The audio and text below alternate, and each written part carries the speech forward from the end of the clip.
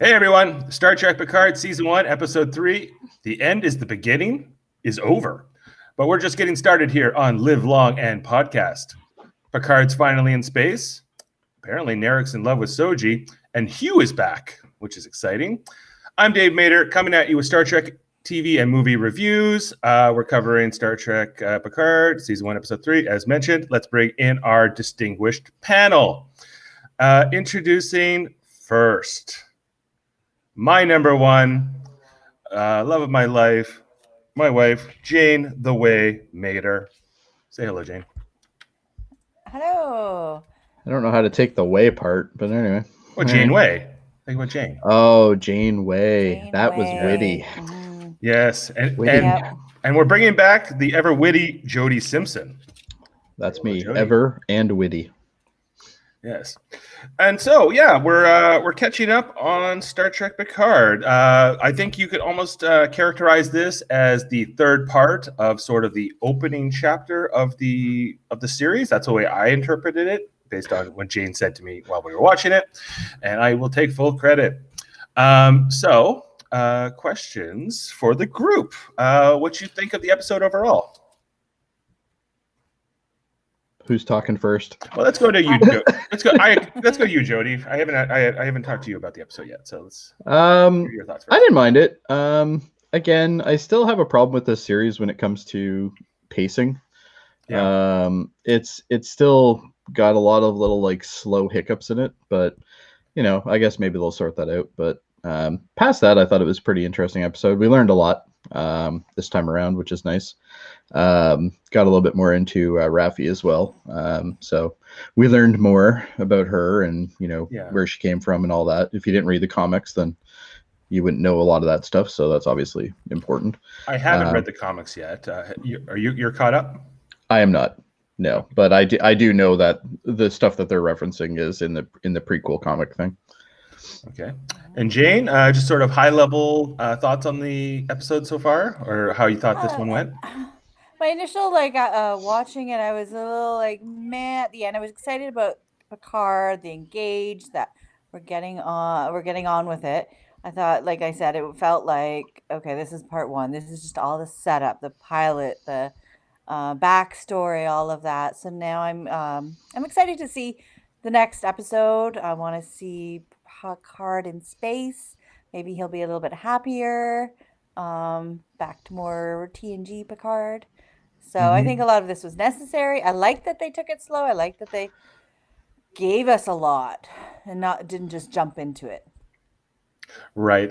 Well, you can't say that. Yeah, getting him sort of the crew and the mission going. I can't say that they rushed any of this. It was very kind of drawn out the way that they built it over these 3 episodes. High level for me, to me this was the slowest of the 3 episodes so far. I felt like it was a lot of exposition and a lot of sort of moving the ball a little bit down the road, but not a lot of development from my point of view. But we did get to meet some new characters, which was nice, and some old characters that came back in the Borg queue. So maybe we should start. Let's start with the big headline, which was Picard's in space now. We've lost Jane. Oh, bye, Jane. Okay, Jane. We'll miss you. I hope we'll get you back in a moment. So we can just see Picard's butt now. Yeah, you just there. Oh, she's back. Let's get her back. Oh, yay. Oh. I'm bigger now. I don't know. Oh, there she is. Oh, there she is. All right, we're back. We got through now that. I'm above you. Yeah, that was a little. I like to be on top, Jane. Just so you know.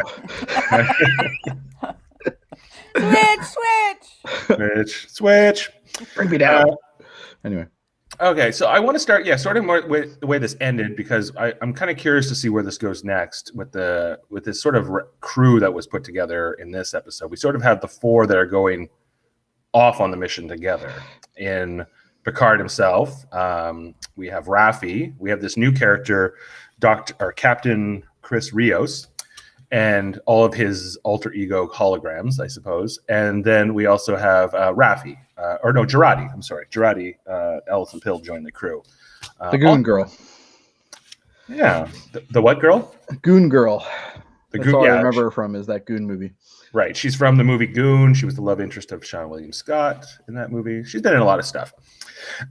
So I guess the big thing I was sort of thinking about this episode was like, oh, it's a crew of 4 humans going into space. It's interesting that not one alien among them. But I kind of want to talk to you about Dr. Jurati, because does anyone else feel like she might be some kind of a mole, that her visit from Commodore O was she's a Romulan mole? For sure, I thought that, yeah. That this is not the real Dr. Jurati that we met in the first 2 episodes. Yeah, no, I still don't like her. I just can't get over her. Like, oh God, even that last scene with her was like, oh, just, I don't know. Sorry. But she was like, oh, I want to go into space and I want to do. No, when they're attacking the chateau, she just comes in and shoots somebody, and it's like, oh, I thought it was on stun. I'm like, oh, fuck off. Yeah. You know, like, oh, that's geez. the first tell. For me, that was the first tell that Jurati maybe isn't. Yeah, Jurati. that's some lazy writing. But anyway. Yeah. Right. Yeah, Jane, what did you think about this sort of the 4 that we're going off on the mission with? It seems like Jabon and Laris are sort of maybe going to be out of the picture for a little while, perhaps. Yeah, they're staying home. And Raffi is just along for the ride, so she's not really part of this makeshift crew, if that even is what it is. Like, I don't know.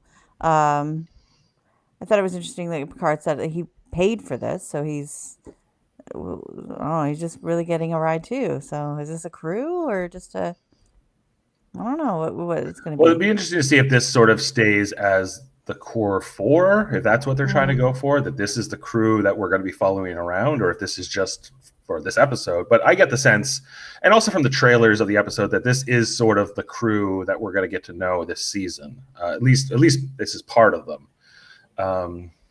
And so I'm kind of curious about that. We don't even get a name of the ship that they've left on. It's kind of an unregistered starship. Well, there is a name for it, but it's not. It's Ibn Majid or something like that. Oh no, that was the one that he was on. Sorry, excuse me. Jane's gonna correct me because she knows. But yeah, no, that was the ship that he was on when he was with Starfleet, right? Crap. Yeah. I screwed that up. What, this Captain Rios? Yeah. I can't remember the name of the ship. They said he was an XO of some heavy cruiser that got like classified and buried. But it was totally buried, erased from history. What's that all about? Well, he called it a name though. It was the Ibn Majid or something like that. Yeah. Yeah. Right.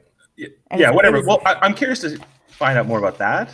Because his captain was killed, his great captain, and how do you know that? Because he said that my great captain who he loved was. Did you watch the episode, Dave? I did, but maybe I wasn't. Maybe I didn't listen to everything Captain Rios had to say. Just kidding you. It was very quick the way he mentions it. He's like, yeah, I used to be in Starfleet, and then it all went bad, and then I started smoking cigars, and I had a self-destructive angle to my life. Can we talk about that for a minute? Yeah. This whole now they can smoke on a Star Trek series. Yep. Because it's only been referenced a handful of times. I know it was in the DS9.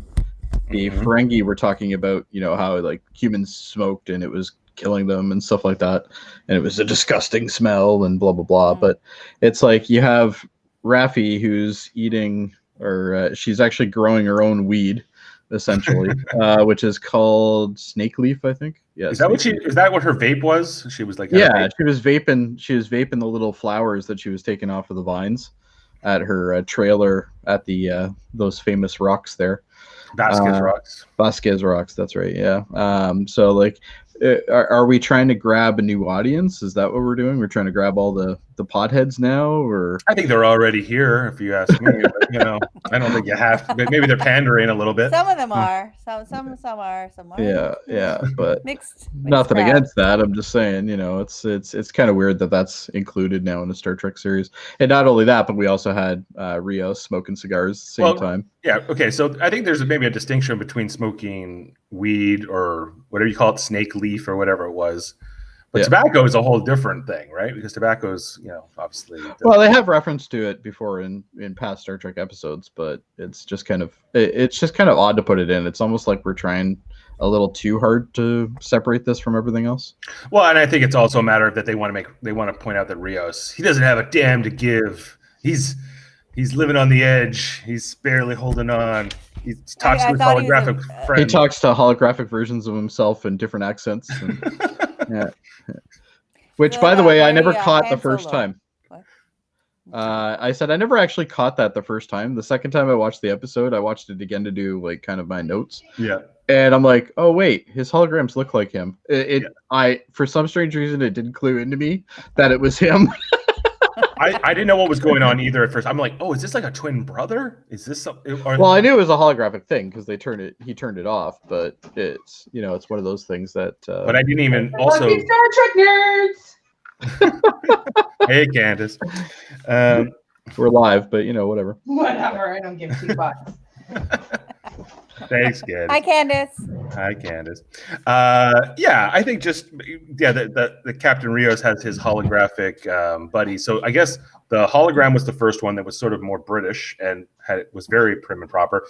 And then the second one was a bit more wild, more fun, but had an Irish accent. I feel like they took inspiration from Multiplicity and Michael Keaton and some multiple versions of himself here. Well, one of them was a navigation one, right? And the other one was emergency navigational hologram. And he's like, "Oh my God, it's Picard! Aren't you excited? He's like the best." Which ever. we've obviously progressed because before we had to have it in the look of the creator, and now I guess you can make them whatever you want. So. Right.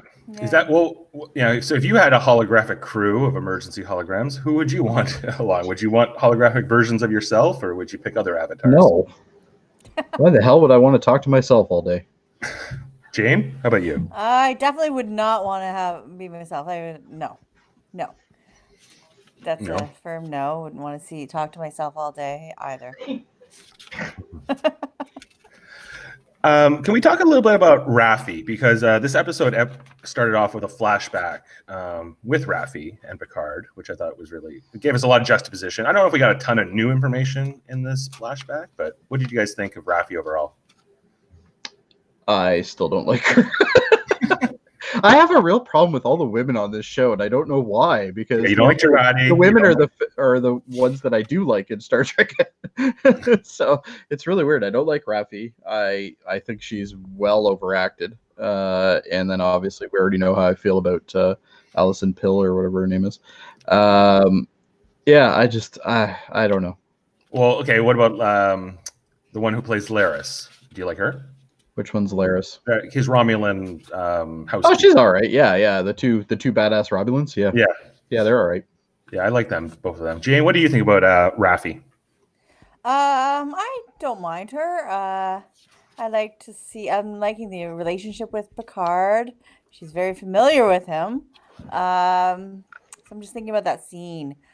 I just remember seeing Picard. This is when he walks out of the Starfleet meeting. Correct? Right. Yeah. He's like, so guess. Yeah. He gives her all this bad news. He's resigned. He's like, I quit in protest. I thought I was bluffing. They called my bluff. I did like that aspect though, because like we've known Picard as being the guy who always runs the risks and he always gets away with it and stuff like that. Mm-hmm. And then finally Starfleet has said, no, you're done. We don't care. Right. Which is kind of like he's now outdated. You know what I mean? Like we're done with Picard now. Picard he's sort of a relic of the past at this point. Yeah. He's now a relic of Starfleet, which I think is kind of an interesting way to show that. I think I thought like they called his bluff. I think Riker may have done better. He was a better poker player. Picard sucked apparently and got himself kicked out of Starfleet. Well, he only started playing poker at the end. Yeah, exactly. He doesn't have all the experience. He should have sent Riker over to go do that, to negotiate, maybe. Yeah, so I did like what this scene did for, I guess, Picard's character, and that he was trying to get everyone together, and it didn't work, and that half of the Federation Council just kind of wanted to cut the Romulans loose from the get, and after this attack on Mars, everything blew up and fell apart. What I didn't like about this scene was that Raffi made it all about her. I don't know, and I felt like a lot of this episode. But that's everything she's done. Like, it's literally, and I think that's one of the reasons why I don't like her, is because literally every scene has to do with her. Right? Like, he comes to visit her, talks about, the big conspiracy that's going on, which she's a big conspiracy freak, so you'd think she'd be like all about that shit. And in reality, like, every 10 seconds it's like about her again. It's like, literally, they should just called her like Me, Myself, and I or something. Because like literally almost all of it's about her, right? Which just I don't know. Right. Well, yeah, go ahead, Jane. She definitely, I think, has some problems, maybe some drug issues. She likes her vaping. She likes her wine. Woman after my own heart. Yeah, she's not perfect. That's Snake for sure. leaf. Snake leaf. She did say it causes paranoia. Yeah. Mm-hmm. So it's like maybe that's part of the her the way she acts now. So why do you think Starfleet kicked her out? Because that was very un-Starfleet. So she was supporting Picard, but why get her out? Maybe there's other reasons. Like, I think they caught her like vaping on the bridge or something. They got her. Picard was protecting her. Maybe they had piss tests in the future. Maybe, like, I am interested to kind of go and read this comic book to understand more about their relationship. I don't know how much more flashbacks we're going to get throughout the show, but we're talking about some major stuff here. Like, they're trying to save billions of people, millions of Romulans are trying to be evacuated, and I guess in this opening scene, she's so focused on, like, the Picard kind of made this Hail Mary play, and it backfired. She can't really believe that the Federation Council would not want to help in this situation. And then she realizes that, she's going to lose her job, that I guess they're going to boot her out of Starfleet. Maybe my impression was because she's so attached to Picard that I guess she would just be too much of a loose cannon or something. I don't know. And this gets into another kind of thing that irritates the hell out of me, is when they're talking, she's talking about how, like, Picard's like all shacked up in his chateau, with his beautiful scenery and stuff like that during his interview, and it's like, but I thought we're in a utopian universe where money doesn't exist anymore. So right. It's like, why is she pissed off at his wealth? Or does he have wealth? Like, and well, he's got a fucking vineyard. He's making wine. Jane. We're losing Jane. Jane's gone. We've lost Jane. Oh no, what happened? Anyway, I don't know what's going on. I don't know. Maybe she forgot we were live. I don't know. I guess anyway, let's carry on until we find Jane. I'm bigger now. But yeah, like it's. The thing that bothered me about that was, like, she acts like she's pissed off at his wealth, and it's like, but there isn't any anymore, or is there? Maybe, I don't know. I was under the impression that they don't, they work because they want to, it's not because they need financial backing or anything like that nowadays. Well, okay, and I thought so. They establish in the next scene, where it brings us to present day, to 2399, that she lives at Vasquez Rocks. This isn't just some place that looks like Vasquez Rocks. It is Vasquez Rocks. Oh no, she mentions it, yeah. And I don't know. How do you get to live there? Like, do you have to be rich? I would imagine this is. She's got a big ass trailer. Yeah, it's got a deck on it. It's she's got all the snake weed she can smoke, or whatever it's called, snake leaf. Are we led to believe that she is somehow relatively not as well off as he is? Because I don't know. That's the impression you get, right? You get the impression that, like, oh well, she's in dire need. She's like a veteran that's not getting paid anything, or she's got like the almost like the thing that they talk about in the States a lot, right? Where it's like, the veterans aren't getting the money that they need, blah blah blah, to live the rest of our lives. There's Jane again. Yeah. But that's the impression, and that entire part of that whole scene just rubbed me the wrong way. I'm just like, seriously, number one, like, his chateau has been in the family for how long now? Like, it's been. Sorry, I got to move the camera here for a minute. For many generations. Yeah, it's something that's been around for ages in his family. It's not like he just bought it or anything. So it's that whole, like, wealth comment thing just kind of that rubbed me the wrong way too. It was just such a silly thing to put in. I think the well thing has come up a few times in this episode. Yeah. Her living in the trailer park, Picard renting the ship from what's his name? The pilot. Rios. Rios. When the cybernetics doctor came on, Alison Pill, she said, I'll pay you whatever or something like that. So they're definitely talking about money in this new series. I don't know if they've just thrown out there is no money thing or something changed in the Federation. Yeah. Maybe that's true. The economics of Earth, as far as I've always understood them, is like people can own houses and properties because you have to. There's only so much like space or certain things, right? But that you would never be like not provided for. You would always have the basic necessities of life, and you would have free travel anywhere you want on the planet and within the Federation. I understand. And yeah, so I'm kind of curious to see where this is going. There's always been some aspect of money, and in the sense that other species do use money. So therefore, mercenaries and other humans have been shown working for fees in the past for other races, so that they can maybe live other lifestyles outside of the Federation. But yeah, here on Earth, I don't quite get it. And also with Raffi, I guess, do I have a problem with her because she doesn't like Picard, and maybe Picard is one of my heroes, and maybe she's portraying him as not such a perfect person anymore? You know, is that criticism of her fair? Because he from what we do know is, I watched that scene. I thought she overreacted at the end of that scene. I can understand why she's upset, but the fact that he never kind of checked in on her, that it's led to believe that she was seriously suffering. She lost her job in Starfleet and didn't recover, just kind of trotted along for the last 14 years. She's got like a big ass grow up going on. You can't tell me she ain't got no money. Come on. Right. All the tourists coming to Vasquez Rocks to see where we used to film. Well, and you assume she's in like a trailer park. We don't see any other trailers. We just see hers. No. Like, for all we know, she owns Vasquez Rock, for Christ's sake. We don't know. Right? Like, it's and on top of that, it's like, Goran was here, Well, he wasn't, but yes. Well, no, it was a different world, but it's been shot there, and many Star Trek things have been shot. They could say this is where they filmed Jay and Silent Bob Strike Back. That scene with in the diner and Judd Nelson. That's true. Yeah, that was in there too.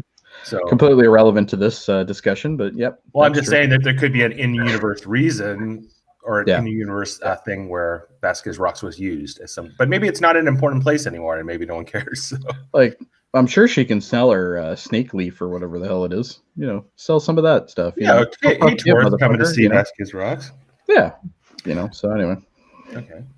Any other thoughts on Raffi or this kind of these scenes that we get with her and Picard there? They're sort of trying to reconcile, but she kind of says, "No, I don't want any part of you anymore." Yeah. But by the way, I did find a captain for you. I did find a ship for you, so I am going to help you. But I'm really mad, and I'm not going to let you forget it. Mm-hmm. I was thinking she looked a little bit like a wasp or a bumblebee. We didn't talk about the uniforms. The old uniform that we were seeing. I don't know. I didn't like it at all. On her, at least.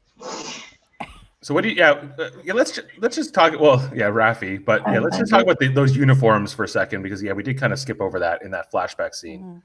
Mm-hmm. I guess this would be the 2380 era Starfleet uniform. With the sort of this V or this like triangular shape to the uniforms. So she's got the security division. Picard's in the command. He's also a flag officer, so he has that gold piping around his thing. What did you think of those uniforms, Jody? I don't know. I'm not against them, but they're definitely not the best thing that's ever been created. I don't know. They're mediocre, I guess. I don't really have much of a say on that, quite honestly. No. I don't care enough. Let's put it that way. I just saw her uniform was gold and black with the stripes. I'm like, oh, it's a bee. And then I saw her hair was pulled back and it was like gold and black. I'm like, oh no. I didn't like it at all. There you go. Yeah. I didn't mind it. I thought it looked better as an admiral's uniform design than it did as like just a regular line officer uniform. Yeah. Yeah, we didn't see the blue variant, but it doesn't really matter. Yeah, I'm glad they retired it. I kind of like this one that they've come in for this era, this 2390s version that they have, the one that we saw in the last episode. I'm liking that a bit more. I do like the comm badge though. Well, yeah, the comm badge was the same for the whole 2370s, basically. Yeah. Okay, so let's go back. Let's go to what was the next beat in the episode, which was going back to the artifact, the Borg cube, and Hugh's back. We see Hugh and Dr. Soji, or sorry, is it Soji or Asha? Or is it Asha Soji Soji? Asha. Soji Asha, because they call her that in a couple of times. So her first name is Soji, last name Asha, right? Yes. So in my notes, I just put hot twin. That's all I do. Well, she's a person. Come on, Jody. But let's talk about here. She's a twin. Here's Hugh. We haven't seen him since I think the first episode of the 7th season of Star Trek: The Next Generation, Part 2 of Descent. He is unsettling to look at. Ugh. Yeah. I like how they kind of drooped his face though. That's pretty sweet. Like where his implant used to be, and he's where all the implant was. Yeah, I like how they've done that. It looks good. I think like they've done justice to the timeline for that, right? In my opinion. And Jane, the first time we watched it, you didn't pick up that this was Hugh until much further into the episode. Like a scene or two later, and she said Hugh. I'm like, oh my god, that's Hugh. Yeah, I don't know, and I have seen pictures of. It just didn't connect for some reason. I knew he was coming. When they introduce him, he just kind of shows up, and he's just kind of like, he's got this kind of commander-esque kind of thing to him. And he's like, I'm proud of you, Soji, for doing that, blah, blah, blah. And it's like, okay, whatever. And so, it was exciting having Hugh back for me. I like that they're connecting this, and that he's the executive director of the research here on some level. Reclamation project. So he works for the Romulans then? Yes. It's implied. I don't know if they actually say that, but...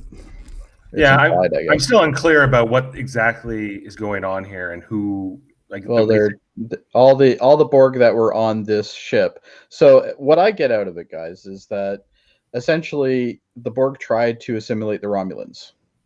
Something happened that they couldn't do it, and it fucked up that ship. So then what ended up happening is the Romulans took over the ship, and now they're reclaiming back everybody that was on that ship. Essentially, because she makes reference to, we're not freeing them or something like that. We're reclaiming them or something. I can't remember. Liberating them or something. Something like that, yeah. Where it almost sounded like she was offended, or he was offended, or I can't remember who said the line, but it almost sounded like they're offended by saying, we're bringing them back or something like that. It's like, well, no, we're not bringing them back. They were never gone, blah, blah, blah. We're just taking the implants out, that kind of thing. And obviously the tech has progressed since Next Gen, because Next Gen, they had a really hard time removing implants. And then obviously in Voyager, obviously they were a lot more successful. So now we're getting, stage 3 of that, where we can pretty much take most of the shit off of them. I still, the part about this that always bugs me is Picard himself, because he was assimilated, and we've never seen that he has any implants left in him at all. At least not that we've seen. Well, we've seen it in like his daydream flashbacks, where like it came out of the side of his head and then spidered out, and and then all of a sudden he woke up. Right? It was part of First Contact, I think. Right? Yeah, but that was a dream. Actually, I think that it was supposedly a dream. Yeah, obviously, which I guess it would have been a dream in my opinion. But that's a good point, because if at Next Gen they managed to get all the crap out of Picard, like at the end of Best of Both Worlds, you see Picard, he's sitting at his desk in his ready room, and he still has shit all on his face, right? And he's obviously going through the healing process. But it's like, well, what happened to that shit? Did they put stuff over it? Like, is it still there?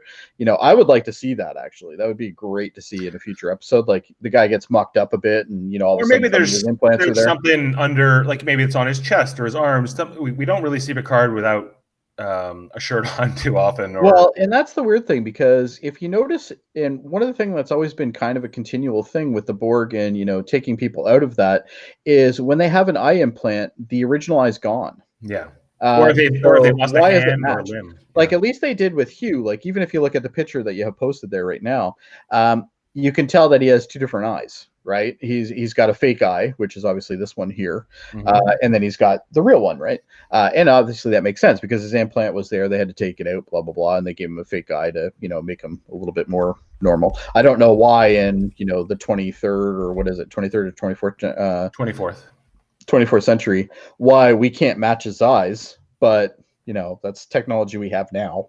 But I don't know why we can't match him. Like, if you notice, like, his fake eye is clearly blue, and his other eye is clearly a darker color. Is it possible? I'm thinking maybe when they assimilated Picard, they didn't assimilate him to become a drone. He was more of a ambassador to the humans, or whatever the word is. So maybe they didn't go full drone at that time because they wanted him. Yeah, he to still be had the there. face shit though.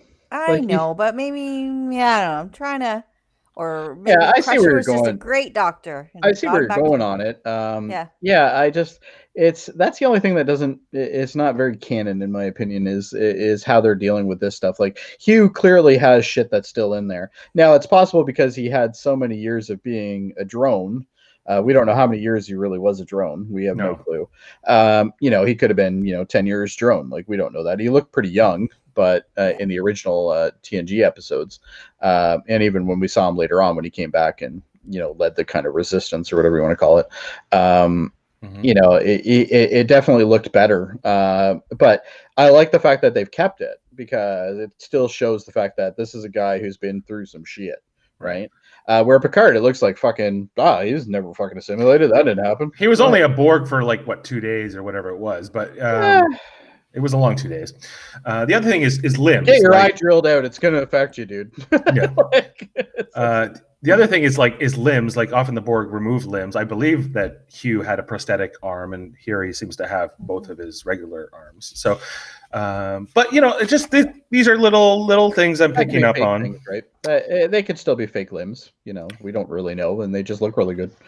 But what we do learn in this first scene where we get Hugh back, is that ex-Borgs are sort of pariahs of the galaxy. They're kind of like undesirables, and they're either property to exploit. Like, they've always been that. Right. They're either property to exploit, or they are what do they say? Hazards to be warehoused. And the Romulans see them as both, and that kind of alluding to what is kind of going on here at this derelict Borg cube, that they're kind of using it for all kinds of reasons. So I'm kind of curious to see where that goes, and what exactly is more going on in this whole project, because it's very, very unclear to me.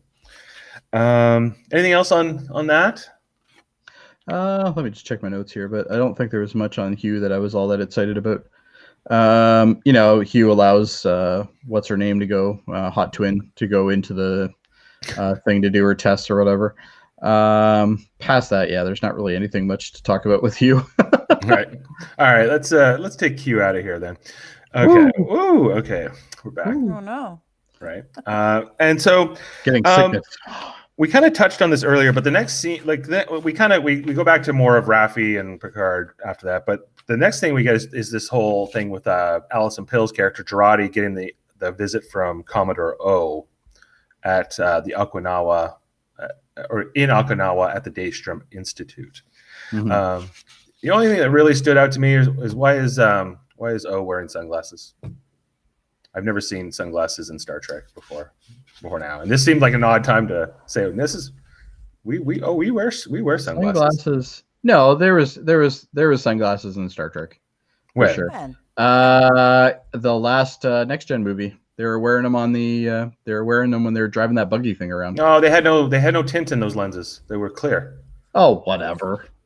Semantics. The aliens were wearing sunglasses. That's true. Yeah. That they were chasing them around in that scene. That was a terrible movie. How could we? Is that the only sunglasses before now? I think we have to go back on that one. I don't think that's anything relevant. I think that's happened before. Oh, Jane, what do you think about that? I just think it made Commodore look more menacing. I think that's why Did they you did notice her it. ears though in that scene? They were like friggin' Yeah, they were gremlin like ears. Yoda. They were like Yoda Yeah. ears going on. Yeah. It was like, what the fuck? Is that because she has sunglasses on and they're pushing the ears out? Maybe. Yeah. You know. But yeah, no, that was a weird thing. The one thing I did like. There she is. There she is, right there. Yeah, that was. Yeah, look at her fucking ears. Like, what's going on there? Like that. Like, does she have so much hair that they're pushing on the ears out? Like, like this. Yeah. You You really see it there. like.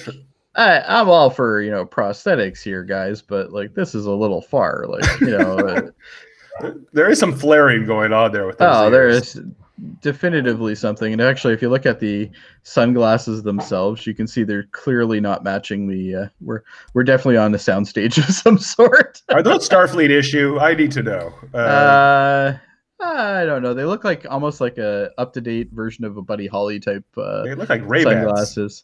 And then she has the she's got the insignia and stuff as well, which is kind of cool. I like that stuff. I don't mind the new badge, quite honestly. I think the new badge is the new badge is very reminiscent of like what we saw in all the future esque things like we saw in Voyager, Deep Space Nine, and Next Gen. Yeah, they've been pretty good with that. The thing I did like was it was almost like a flashback to and actually I've seen this mentioned a couple times on like little Easter eggs. They're talking about how that was almost like essentially the same scene as when Picard was listening to something in First Contact and Riker walks up behind him. Mm-hmm. It's almost the same type of scene. You know what I mean? It's like that was kind of a neat little nod, even though I don't know if it was intentional or not. But it was definitely a neat little odd. But can you take her off the screen? Yeah. She's even more unsettling than Hugh. Little Baby Yoda-ish. They're trying to get their own Baby Yoda. She's the third Yoda. They're like, we got to do Commodore O's makeup. Make her look like Baby Yoda. They love Baby Yoda. If they made her green, she'd totally be Yoda. I can't wait to see somebody's gonna meme the shit out of that. They're gonna meme the shit out of that picture, and it's gonna be like little Baby Yoda wrapped up, that type of thing. So anyway, all right. I think that's enough on Gerati and Commodore O's sunglasses. God, she scares the hell out of me. Anyway. Okay, so when we get back to the Borg cube and it's Hugh and Soji again. They go to see all of the, I guess they're the mental. What's the right term here? The patients of this Borg Institute. I thought you were gonna go for it, you didn't. But anyway, no, I just like they're not well. This is the one. These are the cuckoo's nest. These are all the Romulans that were assimilated. These are all Romulans. These are the only Romulans that were assimilated. The only Romulans ever to be assimilated? That is bull. Which is garbage because that happened in, was it DS9? Yeah, no, it was Voyager. Voyager, that's right. Yeah, there is where you had the one guy, you had the shit all down the one side. So not totally canon. I can get away with it. I don't really care. I think what they actually meant was it was all the Romulans that were assimilated that were on that ship. But they didn't write it right. That's not what the line says. No. He's like, Hugh says these are the only Romulans ever assimilated. Yeah, which doesn't make any sense at all. Or maybe it's the only ones that Hugh knows about. Maybe we can. But like, I think they're setting this. Well, my theory is they're setting this up that. I could be wrong, but that the Romulans, for some reason, to do with their history, their mythology. And their hatred of synthetics, somehow, is there something in them that broke the Borg? They have some sort of like biological thing, yeah. They're kind of hinting on that, weren't they? Yeah. Oh, yeah. Yeah. That's where I think they're going. Well, which would make sense, and that's the reason why they now have that ship in their possession because they tried to assimilate him, and obviously that happened. But but they've been so good at respecting the canon. Right up until now, and this was the first real pivot where I was like, "Come on!" No, you know how they'll treat this? They'll mention the guy from Voyager, and they'll say he was half human or something. This guy wasn't. Yeah, that's the guy. There he is. Yeah. he's obviously a Northerner. We know that because We learned about the Northerners have the we riches. learned about the Northerners, which we'll talk about shortly, I'm sure. Mhm. But maybe he's not purebred, or maybe he had a genetic deficiency or Not maybe he buying was it. before. Oh, it's garbage. It's garbage no matter how you pull it. It's not But canon. I get it. he was totally a Romulan Borg. Like we met him in that episode, and I'm sorry, you Which have to episode was respect it? I that. can't- Yeah. Well, Which it's episode are we talking about? It's the one where Oh. Chakotay meets those former Borgs. Do you remember the one? Oh yeah. And they're like, well, actually, we kind of want to be Borgs again because we're not getting along very well here in this. it segment. was a terrible Yeah. episode, if I remember. Yeah. But so was most of Voyager. So I guess the writers were like, well, are we gonna be locked to this one bad Voyager episode once? It's not even just that for me. It's also the fact that I guess even the beginning, the first season of Next Generation, right? There's all the episode in the Neutral Zone, I believe, where they realize that the Federation and the Romulans are being attacked by some unknown enemy. And we come to later learn that this is the Borg, that they've been attacking them on both sides. And they haven't really, and because there's been no survivors, there's been nothing left. Nobody knows what's going on. But I would imagine there were some Romulans assimilated during those events as well. Oh, probably, yeah. So, we're moving around. Brady Bunch.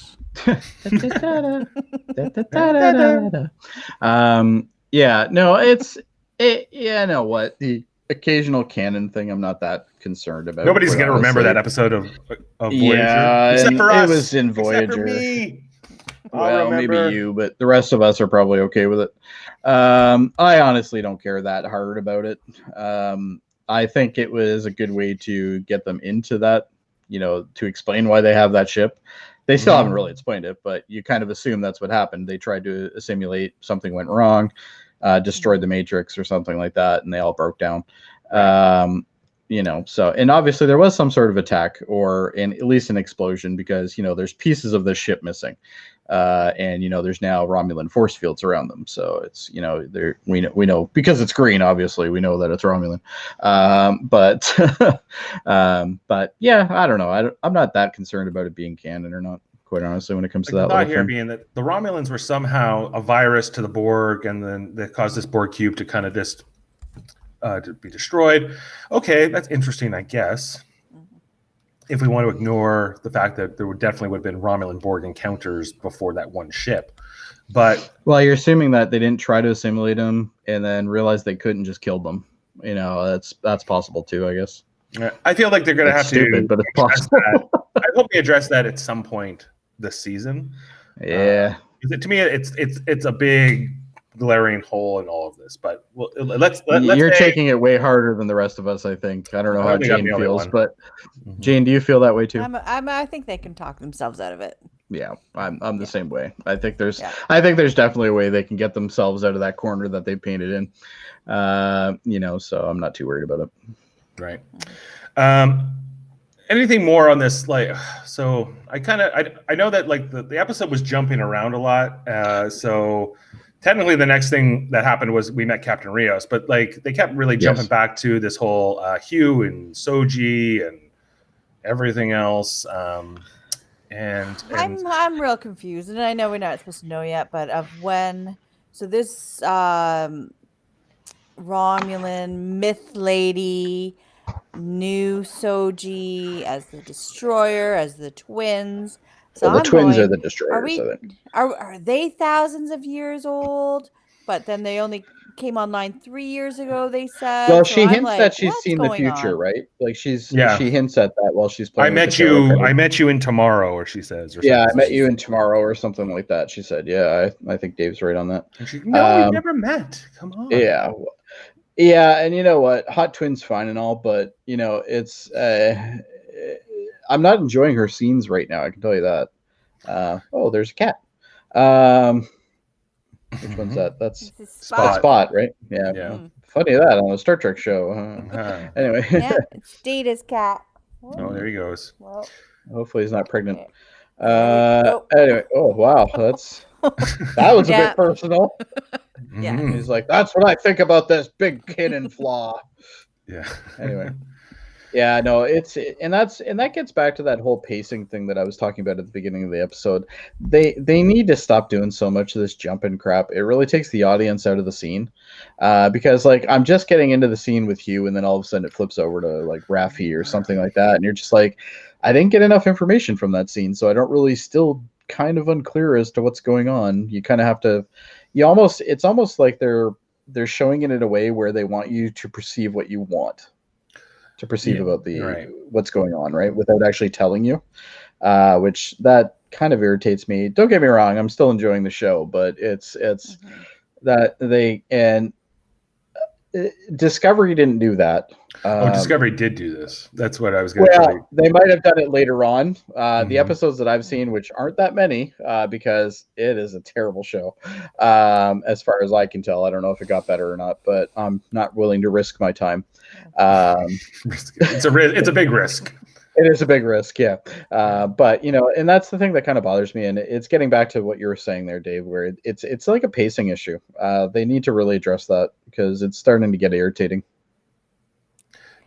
It's a mystery. It seems like it's more of a mystery show, like than a problem-solving show. I'm still liking it again, like you said, but I'm like, okay, let's it's almost like they're taking a mystery and they're making it into a soap opera. You know what I like? Star Trek has always been kind of soap opera-y anyway.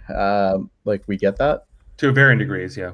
Yeah, but I don't know. Hopefully the pacing gets sorted out once they kind of.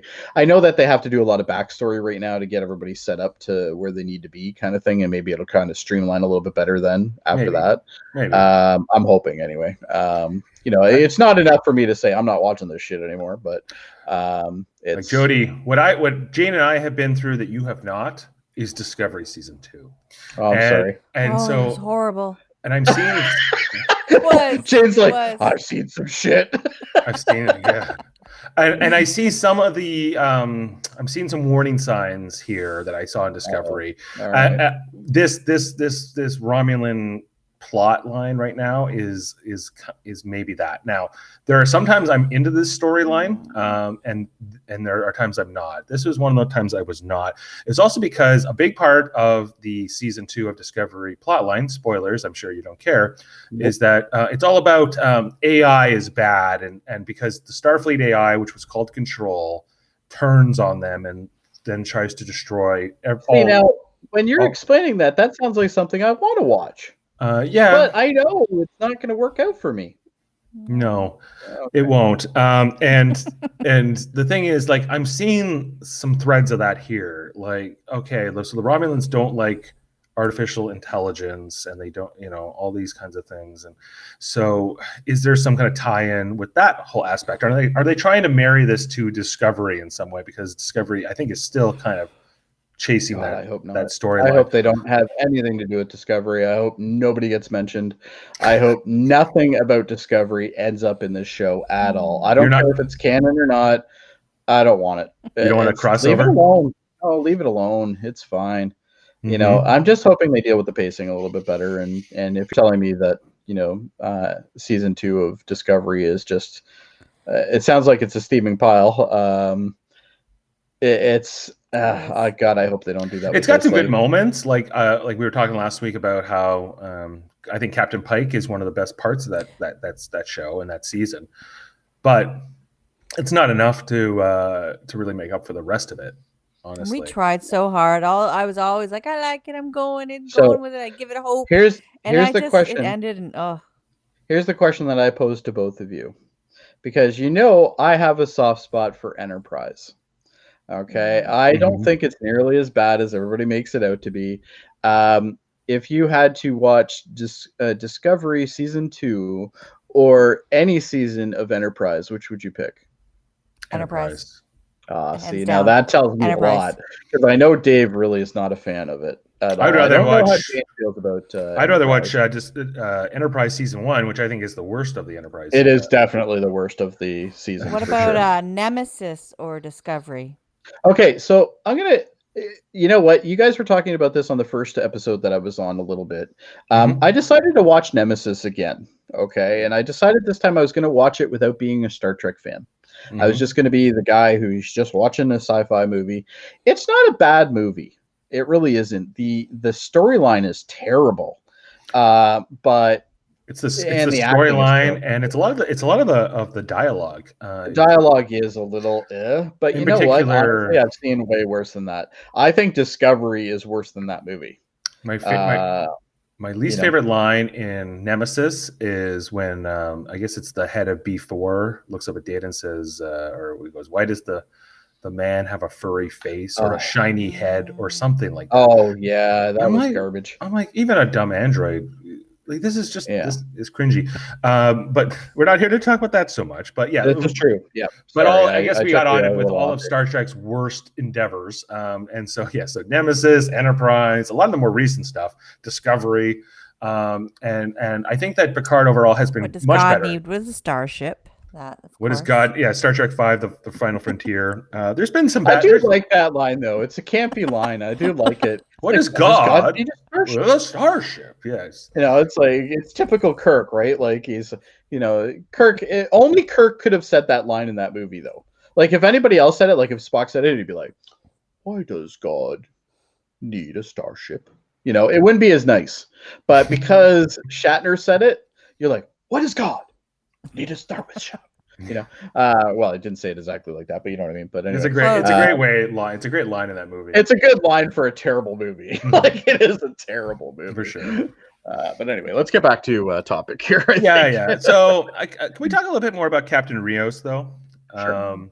So Captain Rios, definitely like we said, a self-destructive, cigar smoking kind of guy, bit of a maverick, has some kind of pain from his past. He has.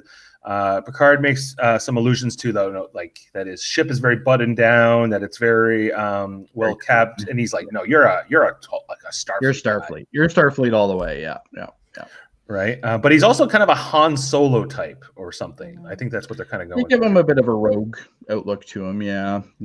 So, the thing that I got from that was that it's almost like, it kind of goes back to the whole Han Solo kind of thing, where it's like, he's for hire. He's just that guy. He's the guy that people call when they need some shit done. You know what I mean? And that's kind of what I'm getting from him. Obviously the first scene we see him is him with fucking shrapnel hanging out of his shoulder. And, he goes to pour a drink. He offers, he pours some scotch or whatever it was. We'll say it's scotch.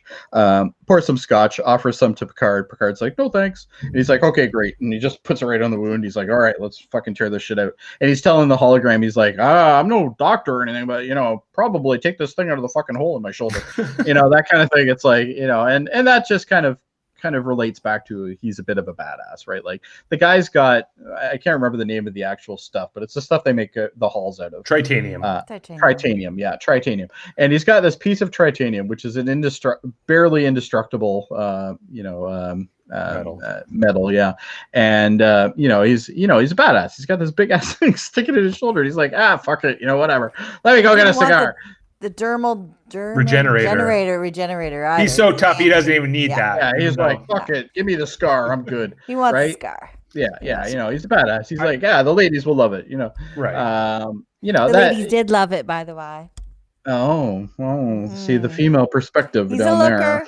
there. Yeah. Oh, he's a looker. Oh, all right. Well, let's not cause any marital issues here right now. I didn't respond when you called her the hot twin or whatever. So she's the hot twin. Yeah. She's the hot twin. I just forgot her name. Same I was writing the actress. notes. I'm like, I couldn't remember her damn name. And I'm like, I know she's one actress. Give me a break, Dave. But it's like, as I'm writing my notes, I'm just writing them really fast while I'm watching the episode, right? And I'm like, hot twin. I can't remember her name, so her name's now Hot Twin. But with Rios, what did we think? Like, he's reading that book, The Tragic Sense of Life. He's a bit of a reader. He says, "I've read one of your books once." That's how he knows who Picard is. Having read, so he. But what are we trying to say about this character with that title? Is it just completely on the nose? Is it he's just a tragic character, or anybody who's ever read this book, and I don't know if you guys have or not. No. It's a philosophical book. I haven't read it. I've just read like the Cole's Notes version of it. But basically, the wiki. Essentially, yeah. The whole point basically is that life is tragic, right? Basically, because we're all going to eventually die. So the whole point is to, you know, make best of that essentially. But in the end, we are all going to be gone. So, you know, don't worry about leaving your legacy, because who gives a shit when you're dead, right? That's kind of the whole point, was just kind of live your life to the best, I guess, is the way I perceived it. But again, it's been a long time, so I don't really know. But he is, I guess the reason why they brought it up, I think, was to tie him with Picard, because they have the same kind of sense of ideas. Like, if you notice, as like Picard's sitting there and he's talking to him, they're almost like they're relatable. You know what I mean? Like, they're almost the same thing. We're just two different generations of the exact same cloth. You know, we're cut from the same cloth, but, you know, one's older than the other one. One's about to be out. The other one's on his way to go out, right? Which is where you get with Rios. So it's almost like they're the same guy. Just different stages in their life. Like, if you think about it, Picard was a bit of a badass when he was younger too. Like, you know, this is a guy who took on those when he was in Starfleet. Was it the Nausicaans in the bar, and that's how he got his fake heart? You know, same thing. Like, he had a fucking, you know, thing stuck right through him, right? And he's like, I still fucking live, you know. And that changed him too, right? It did, yeah, it did. And, you know, same. You kind of get an idea that Rios has the same type of thing. You know, he saw his commander's guts all over the bulkhead, you know, stuff like that. He's seen some shit. He's been there. So he can relate to Picard as well. I'm really getting the impression that it's a different Starfleet than Picard's Starfleet. So maybe they are cut from the same cloth, but he's a little bit more jilted, a little bit more, got screwed over a little bit more than Picard did with Starfleet. Yeah, I think the wound with him is more fresh. I think that's really what it looks like. You know, Picard obviously has been in generations of Starfleet, whereas Rios obviously is a younger guy, so he hasn't been through as much. But, you know, he may have seen the same type of shit, right? And we don't know everything that's happened with Picard. We only know, you know, some of his Stargazer stuff, and then everything on the Enterprise, right? Well, yeah. So like, we got Rios, we got Picard, and we have Raffi, and they're all like these. They've all been kind of jilted by Star Trek. They're all kind of disillusioned with the organization. Jurati has her own, if she's even Jurati, has her own motivation. She's some sort of mole. Yeah. Yeah. Either a mind control or something's going on. But all I can say is I'm looking forward to when they kill her off, because I'm pretty sure she's going to get killed off. I'm not so down on her as much as I was maybe in the first episode, but I need. She's not adding anything to the series right now. I can tell you that. Like, I think it's literally every time I see her on screen, I'm like, oh, well, I got a couple minutes to go have a piss if I need it, I guess. You know, it's like even like when she's talking to like Commandant O or whatever her name is, you know, the Yoda girl. She, like, even when she's talking to her, it's like it's really a useless conversation. Like, there's nothing going on there. Why are we even like? Obviously, they're setting up the fact that the two have met, right? Or at least it's implied that they know each other. Or they do. We see them talk, but not for very long, and then nothing useful. And then we get filled in later that I told everything except for one thing, that I wanted to come with you. Right. Yeah. There's that. It's a little sketchy. There's that stellar writing that we all love. But no. Can we talk a little bit about the Jason Bourne space fight or spy fight between that was good. Was it Laris and Jaban versus and Picard a little bit too against all those? So I have to read you my notes on this, because I literally, as I'm watching this, I'm reading the notes here. Hold on, just let me see if I can find it. Oh, where is it now? Oh, I can't find it. Yeah. Okay, go ahead while I find it. I love how she just took action. What did she say? Like, somehow, like, she's like, get Picard out of the way, protect him, or something, like Laris. I thought that was very cool. I'm like, so they are protecting Picard. Well, like, that's why they're there, right? Priority. They're bodyguards, effectively. Yeah. Well, and they're fucking badass, right? I can't find my notes right now, but they're badass. Let's be honest. Like, both of them were kicking some ass. And then that's what irritated me so much when Allison Pill showed up, because literally they're kicking fucking ass left, right, and center. You know, they're knocking heads, putting people into fucking walls and stuff, and they're shooting people, and everything's going on. And they're obviously showing the skills that they have from when they were in the organizations. You know, but it's, you're sitting there, and then all of a sudden it's like Alison Pill shows up, and it just jolts the entire thing. You're just like, oh, that idiot can fucking do this. Oh, forget it. It's not that exciting. It's like, oh. They seemed like they had the situation under control, but yeah, there was totally one random guy. There was one. There's always one left over, right? Right. There's your typical draw right there. But if she is either she is. Oh, we lost Jane again. Oh no. She's back. Here we I go. make a sad face. Sorry. Oh, there she is. Yeah, it happens. Don't worry. On Okay. top, Jane. But just this whole the fact Still on top. that Death Squad shows up as they're pretty much wrapping up, then Alison Pill, Dr. Jurati shows up very much at the last second. I wondered, is this or is this some kind of brainwashed version of Jurati that's working for her? And and here's the theory, she's running the show. Yeah. All right. So Alison Pill is there because of the fact that she just sent all those people in. Right. And then she kills the last one. She's like, I guess we lost. Let's make it look like I'm actually part of this deal. Yeah. So new plan. Instead of trying to kill them all, I'm just going to join them and I'm going to assimilate from within. Yes. Yeah. Seems to be what's going on here. Yeah. And that's one thing the writing is a little with me, is like a lot of this shit looks like it's going down the same corridor that I can think of, and if I can think of it, it can't be that imaginative. Right. So Jane, what did you think of the fight, the action? Oh, I thought it was cool. I just loved get him away or get him to the side, protect Picard, and You're boom, like, boom, boom, boom, boom. And Yeah. I liked it. that was more Jason action Bourne, in I that agree. scene than you saw in the entire first season of Star Trek. True. Yeah. Next Gen, But not the original. Picard, yeah, I love that they didn't make him be some action hero, which he never has been. I think he shot. No, one he's or kind two of them. hiding behind the But tables and shit, right? He was hiding, and then he grabbed some, and he killed a couple. But I liked it. I'm like, yep, that's Picard. I'd have to correct you on that one, Jane, because I'd say that movie Picard is definitely an action guy. And we're also I'm not a movie talking 14 years. So 14 years in his junior, though. But when he was on the TV Picard, the Next Generation Picard, which we know better, yeah, he was never doing any of that. But he was diplomatic. I'm more of a. And that's TV another thing person that kind of sucks movie. about Nemesis, because you watch Nemesis and you're like, why would Picard be driving this fucking buggy all over the place? That ain't him. He's not going to be like, let's go down onto the planet and drive around a buggy. Right. It's all four of those movies. Like, he's shooting rifles, he's jumping off of platforms, he's swinging from vines, he's whatever.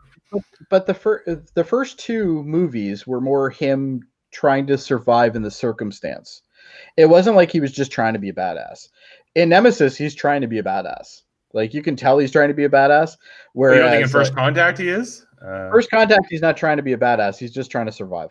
That's what he's doing. It's like a Die Hard movie, right? First Contact is effectively Die Hard, yeah. It's Die Hard on the Enterprise. Yeah, that's all Right. it really is. But let's go through a Jeffries tube. But you see weakness with him as well. Like in the first two movies, Generations. I don't even think he was all that actiony in Generations, other than the final It's more scene. the fight with Soren, right? Yeah, when he's fighting Soren with Kirk. That's about all these his guys in their connection. mid to late 60s are fighting on platforms On this fucking in the platform desert. bridge that's built on a rock, which makes no sense to begin with, but whatever.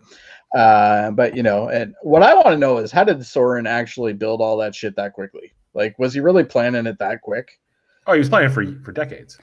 Yeah. Well, they say Playing that, that but ribbon. like, he's also but like, you'd think, I don't know. I think it would just be a really makeshift thing. I don't think he would have time to make all these intricate bridges and shit like that. But anyway, that's another thing we can talk about.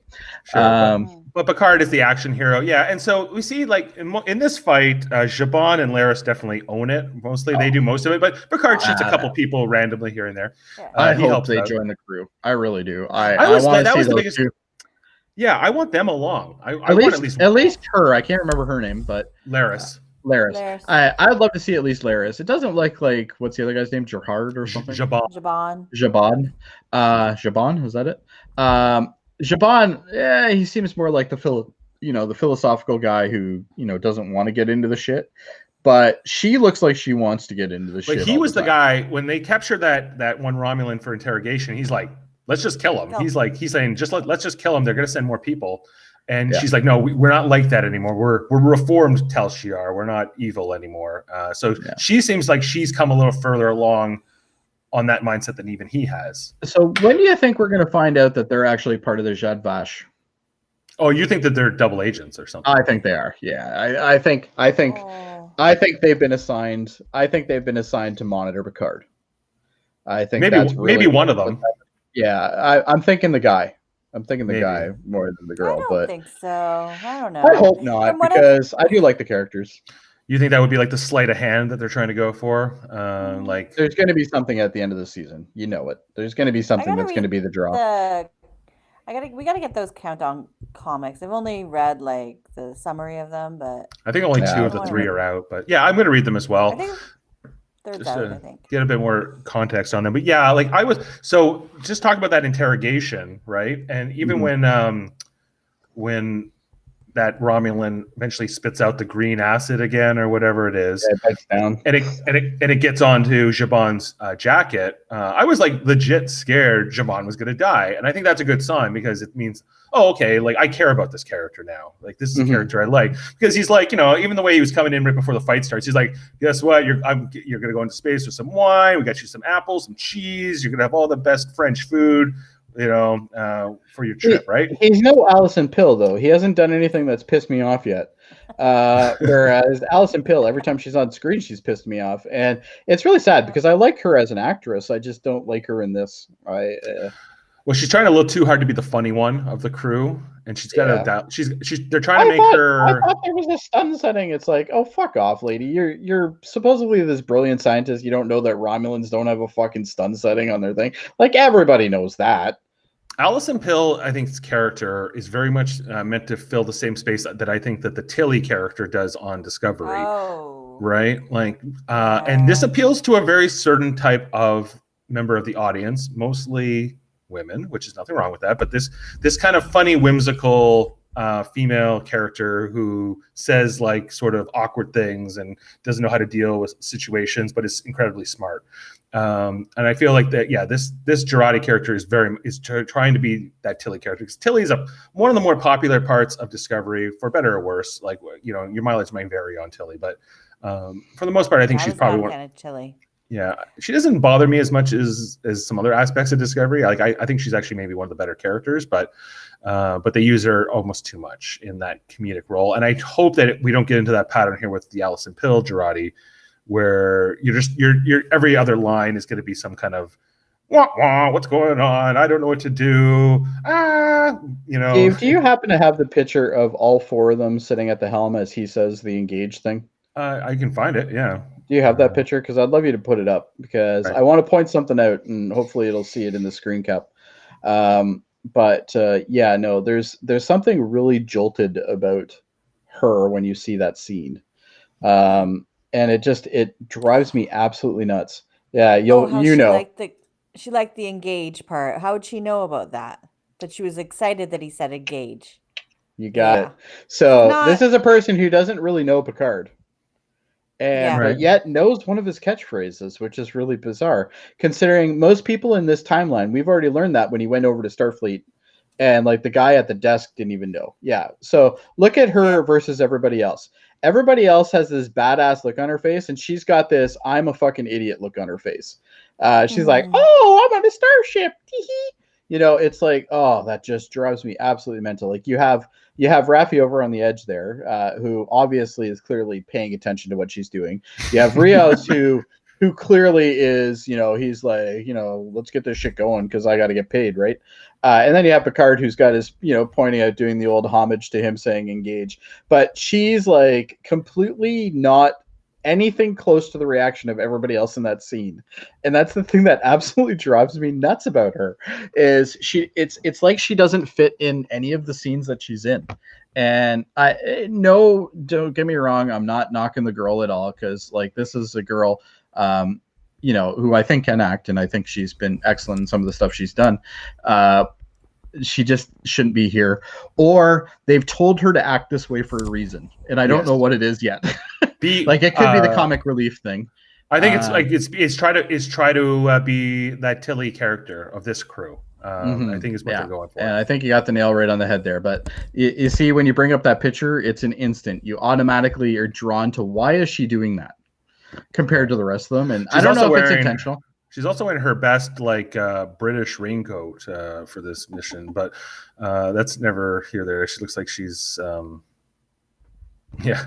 I also my other question here too is like so if this is going to be the bridge, this new bridge that we're going to come to know, where exactly will Picard sit, or is he always going to be sort of standing there? I think what you're going to end up seeing, if you notice to the left-hand side, just behind Allison, there's a podium there, which would be like probably a security offer position or somewhere like that, like an ops type situation.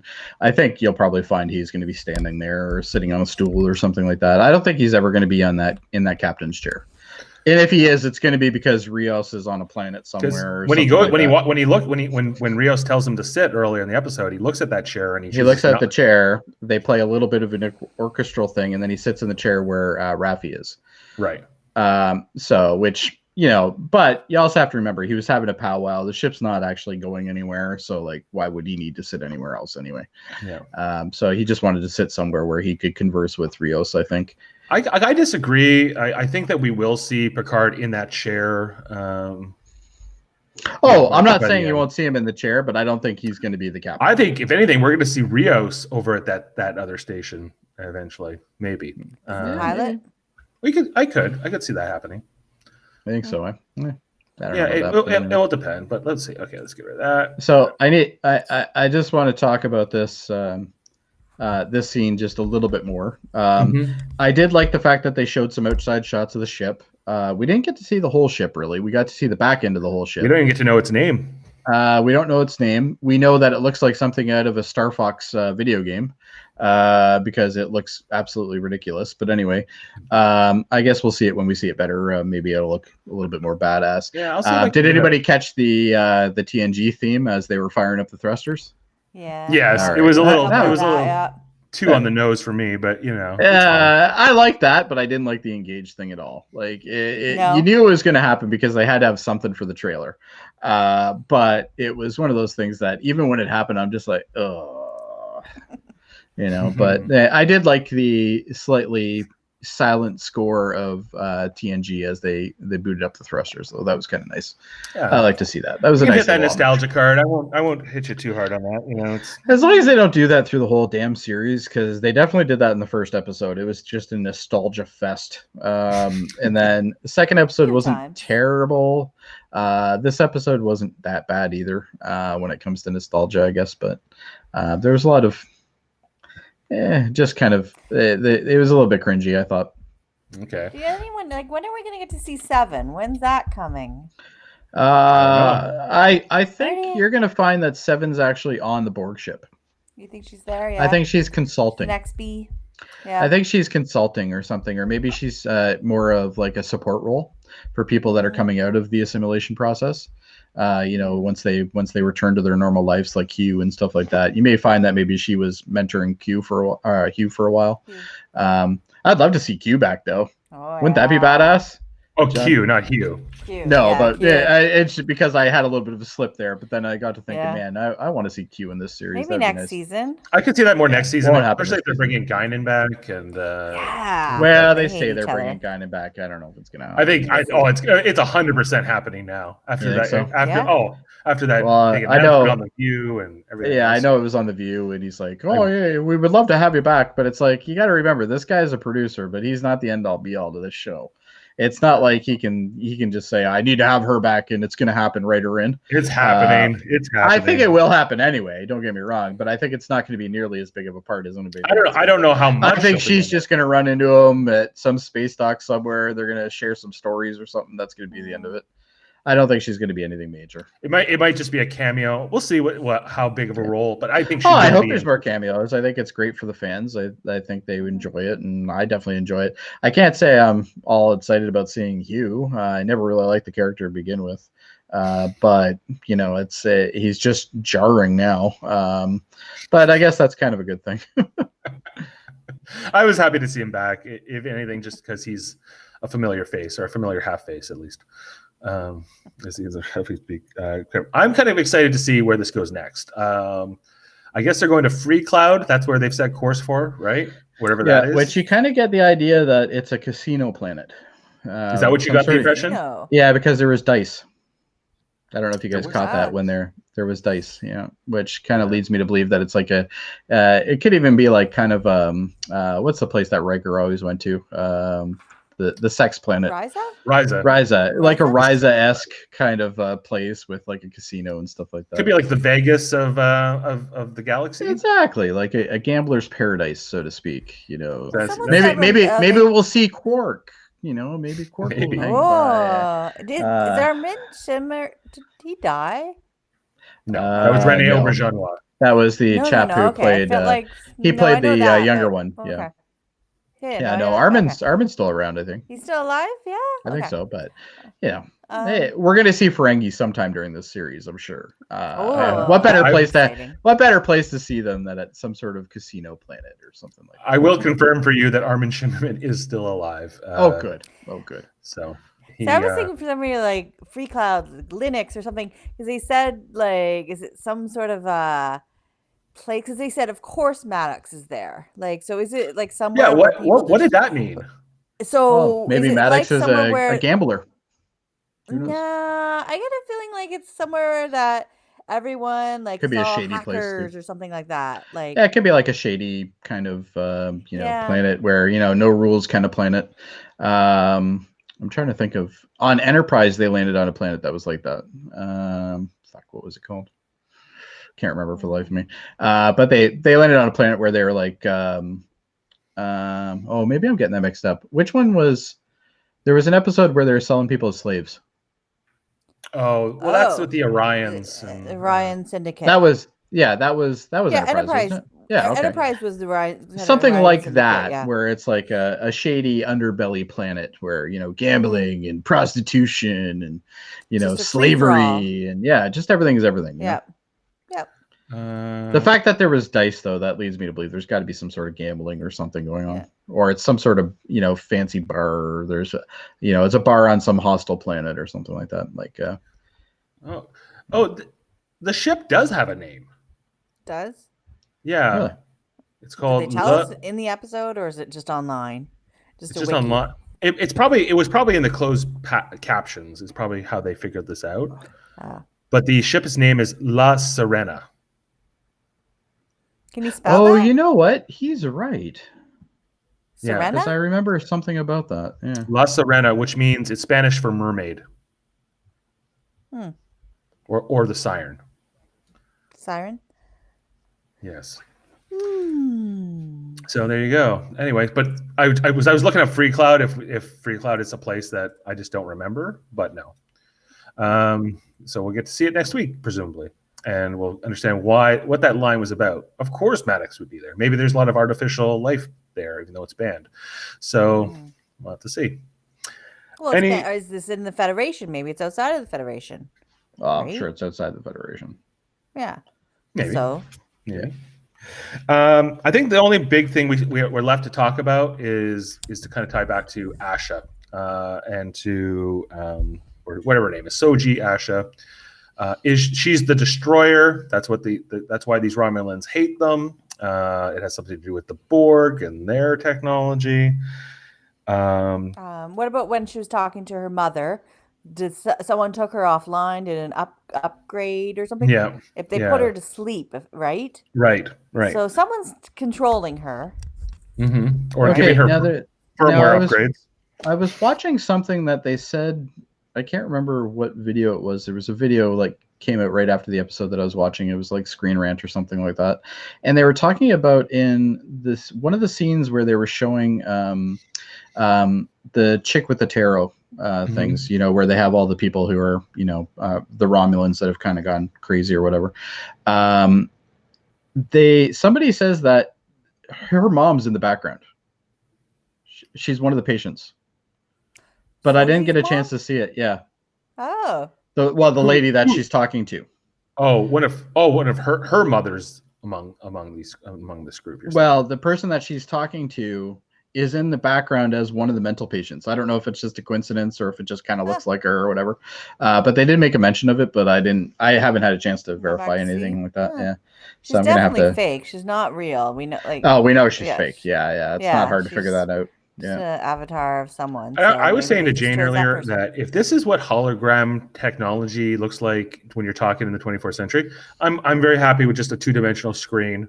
I don't need this weird head coming out half. And that gets back to the hologram. controls Yeah. of the when they're doing the holographic controls on the ship. Yeah, it's all 3-dimensional. Which is that's a homage, in my opinion, to DS9. Oh, it is. Yeah, it is. Yeah, because what was it, Bashir in the future?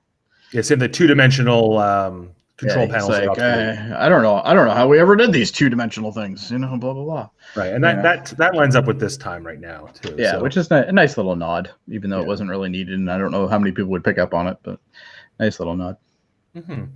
But yeah, this ties into with that whole interrogation of that Romulan before he